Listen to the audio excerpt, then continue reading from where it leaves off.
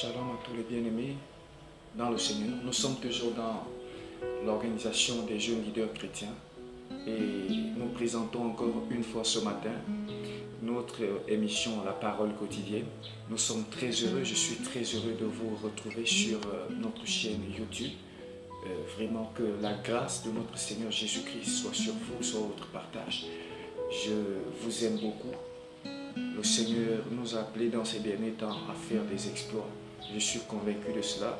Et ce matin, j'aimerais partager quelque chose de très important avec vous sur la véritable délivrance. La véritable délivrance. Vous savez, il y a beaucoup de personnes, beaucoup de chrétiens qui parlent de délivrance. Beaucoup disent, j'ai besoin d'être délivré par Satan, par les démons et ceci. Nous savons que notre Dieu est un Dieu de délivrance. Effectivement, notre Dieu délivre. Oui, nous le savons, notre Dieu est un Dieu de délivrance. Donc, beaucoup de chrétiens parlent de délivrance parce qu'ils sont oppressés par les démons et tout ça et tout. Et vous savez, lorsque nous traversons des persécutions, l'apôtre Paul a parlé de prière.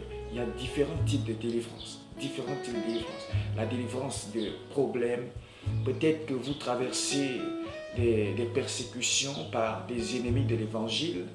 Peut-être que vous étiez frappé par un incendie et Dieu vous a délivré de ce genre de destruction.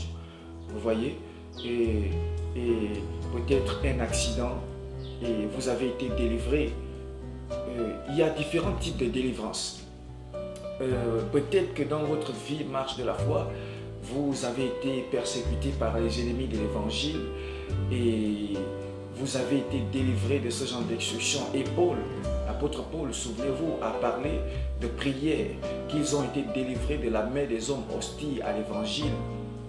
Et vous voyez, j'aimerais que nous puissions aborder ce sujet ce matin, là, sur le sujet de la délivrance, où beaucoup de chrétiens disent qu'ils ont besoin d'être délivrés, peut-être par un démon, ou par... Vous voyez, c'est en fait ce dont je voudrais qu'on puisse parler ce matin, la délivrance des démons.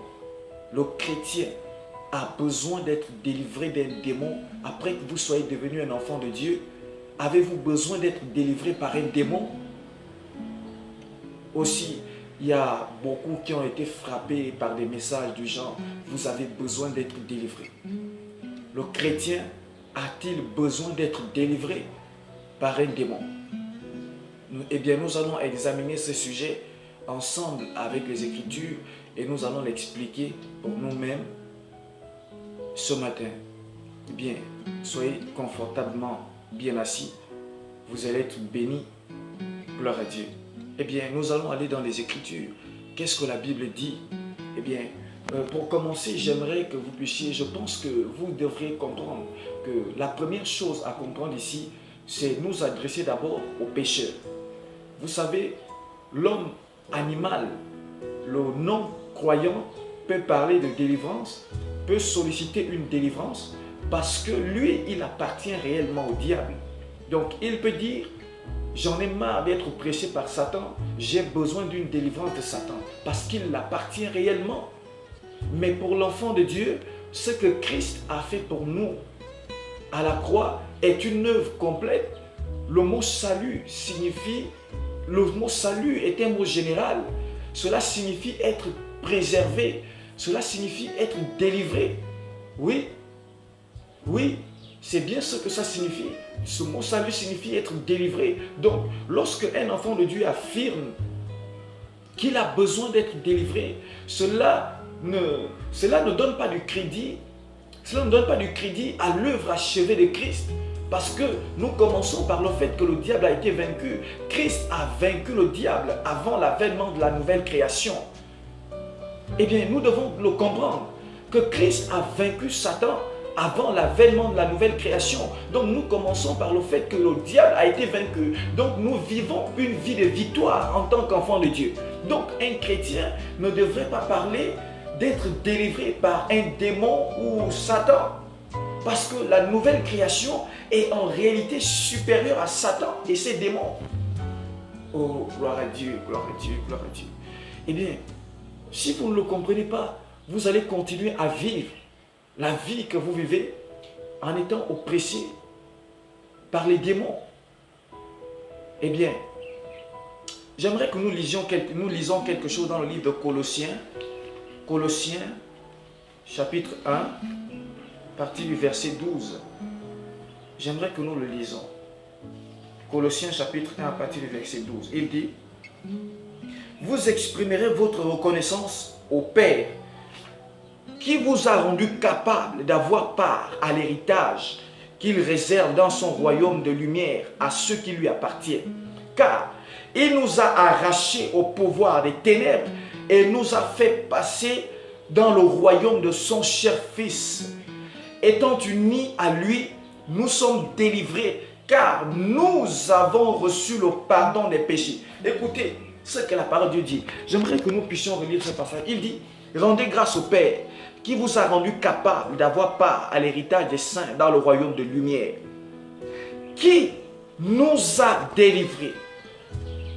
Eh bien, relisons ce verset. Il dit: rendez grâce au Père qui vous a rendu capable d'avoir part à l'héritage des saints, qui nous a délivrés. Et il nous a délivrés et nous a du royaume, nous a délivrés de la puissance ou de la domination des ténèbres et nous a transférés, cela veut dire, oui, transportés dans le royaume ou le règne du Fils de son amour. Qu'est-ce qui fait donc que beaucoup de croyants continuent toujours à chercher les délivrances, à être délivrés? Eh bien, vous devez comprendre ceci, que en tant que chrétien, nous avons des droits en tant que chrétiens. J'aimerais vous prendre un exemple. C'est comme dans un pays est régi par des lois. Si en tant que citoyen du Gabon, du Gabon, vous ne savez pas que vous avez un certain nombre de droits en tant que citoyen, un officier de l'ordre, vous pouvez vous retrouver dans une situation où un officier de l'ordre se saisit de vous et vous promet de vous jeter en prison. Et évidemment, si vous ne savez pas que vous avez le droit de circuler et de faire un certain nombre de choses, vous allez évidemment commencer à expérimenter des oppressions. Donc, la première chose à comprendre, c'est l'ignorance. Beaucoup de chrétiens sont ignorants et c'est la raison pour laquelle ils sont oppressés par les démons. C'est la raison pour laquelle ils sont malmenés par les démons. Vous avez besoin de connaître ce que Christ a fait pour vous. Eh bien, la Bible dit que mon peuple, souvenez-vous, Osée chapitre 4, verset 6, il dit que mon peuple périt parce qu'il lui manque la connaissance. La connaissance, vous savez, j'ai rencontré des pasteurs, soi-disant pasteurs, ministres de la délivrance, et ils disent que nous avons besoin de connaître les activités de Satan, leur mode opératoire. C'est la raison pour laquelle beaucoup de personnes qui ne connaissent pas ces choses sont détruites. Écoutez, ça c'est du n'importe quoi. Oui, c'est du n'importe quoi. Je le dirai encore 1000 fois, c'est du n'importe quoi.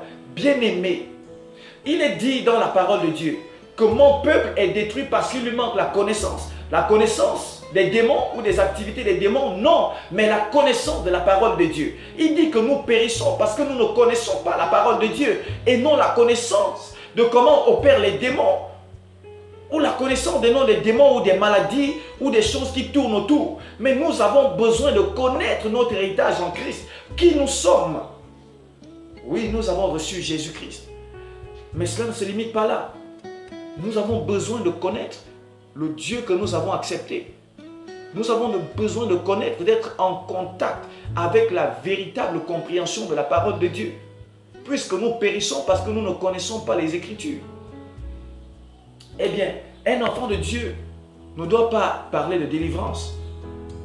Parce que nous avons été transférés dans le royaume de lumière du Fils de Dieu, Jésus-Christ. Souvenez-vous de ce que dit la parole de Dieu dans le livre de 2 Corinthiens chapitre 5, le verset 17. Eh bien, vous voyez aujourd'hui, il y a un certain nombre de choses qui est faites dans les églises et ces choses sont contre la parole de Dieu. Et à cause de cette doctrine de la délivrance, il y a tellement de choses qui sont faites. Il y a une phrase qui est citée partout dans le monde entier et la phrase est « l'onction brise le joug ». Et d'autres disent le joug est détruit par l'onction. J'aimerais que nous abordions aussi ce sujet ce matin. Eh bien, j'aimerais que vous puissiez comprendre ceci ce matin. Que la Bible ne dit pas que l'onction brise le joug ou que le joug est détruit par l'onction. Eh bien, beaucoup de personnes se sont donné la liberté de transformer les Écritures. La Bible dit n'ajoutez rien et n'enlevez rien de tout ce qui est écrit dans ce livre. Ce sont des paroles saintes. Et quel impact pensez-vous que ces hommes, eh bien vous voyez les hommes arrivent au milieu de vous et ils commencent à manifester la puissance. Jésus a dit qu'il ne peut pas avoir de manifestation de puissance sans la compréhension. Souvenez-vous, Jésus a dit aux pharisiens que vous ne comprenez ni les Écritures. Et donc il est incapable pour vous de manifester la puissance de Dieu. Car la puissance, Paul l'a dit, l'apôtre Paul l'a dit, la puissance est contenue dans la parole, dans l'évangile de Jésus-Christ. Donc plus vous connaissez la parole de Dieu, plus vous avez la compréhension, l'exactitude de la compréhension, plus vous vivez le miracle, la puissance de Dieu. Donc la puissance sans la compréhension, c'est du mysticisme. J'aimerais que vous le compreniez. Et ces hommes que vous voyez viennent manifester, ils disent qu'ils sont puissants, ils sont si, sans comprendre les Écritures, sans comprendre la parole de Dieu, ils sont simplement dans l'erreur, bien-aimés. Et donc ils parlent de ce mot. J'aimerais que nous abordons ce mot ce matin. Nous allons le lire dans le livre de Ésaïe chapitre 10, le verset 27. Ce que je fais n'est pas bon. Quoi? Non.